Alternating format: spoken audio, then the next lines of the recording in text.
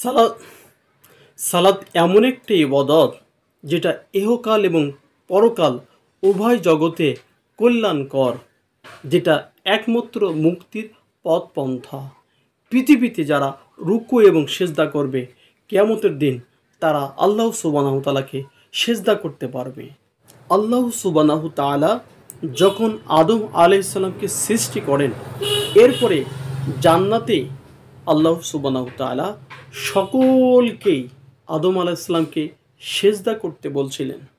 সেখানে একমাত্র ইবলিস ব্যতীত সকলেই সেজদায় অবনত হলো, সেজদায় পড়ে গেল, শুধুমাত্র ইবলিস ব্যতীত। সম্মানিত উপস্থিতি, বলছিলাম কিয়ামতের দিন আল্লাহ সুবহানাহু তাআলা সেই দিন তিনি নিজের পায়ের গোছা বের করে দিয়ে বলবেন, আজকেও সেজদা করো। সে রবের একদিন করতে বলেছিলেন আদম আলাইহিস সালামকে, আর কিয়ামতের দিন আল্লাহ সুবহানাহু তাআলা বলবেন, আজকে আমাকে সেজদা করো। সেই দিন যারা সেজদায় অবনত ছিল না, পৃথিবীতে যারা সেজদা করেনি, অথবা যারা মুনাফিক কপট লোক ছিল, তারা পারবে না। যারা ৫ ওয়াক্ত সালাত আদায় করেছে, যারা নিয়মিত পৃথিবীতে সালাত আদায় করেছে, তারাই সেই দিন সিজদা করতে পারবে। সেই দিন আদম আলাইহিস সালামকে আল্লাহ সুবহানাহু তাআলা সিজদার মাধ্যমে আল্লাহ সুবহানাহু তাআলার আদেশকে মান্য করে কিনা তার প্রমাণ করেছিলেন সিজদা দিয়ে, একটা আদেশ দিয়ে। কিয়ামতের দিন আল্লাহ সুবহানাহু তাআলাকে মান্য করেছিল কিনা, সেই দিন একই নির্দেশ, একই বিচার করবেন আল্লাহ সুবহানাহু তাআলা সিজদার মাধ্যমে, আজকে আমাকে সিজদা করো।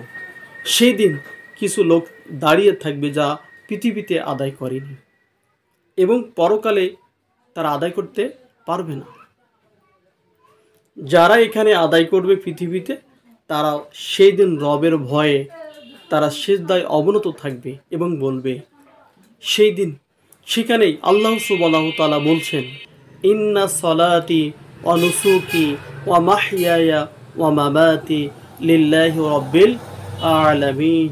সেখানে বলা হয়েছে, সেখানে আল্লাহ সুবহানাহু তাআলা বলছেন, নিশ্চয় আমার সালাত, আমার কুরবানি, আমার জীবন এবং আমার মরণ সব কিছুই আল্লাহ সুবহানাহু তাআলার জন্য। দুইটা আল্লাহ সুবহানাহু তাআলার জন্য, এক সালাত, দুই কোরবানি, এরপর আমার জীবন, আমার মরণ। এই দুইটাই, একটা হলো ইবাদতের মাধ্যম, আর একটা হলো জীবন এবং মৃত্যু।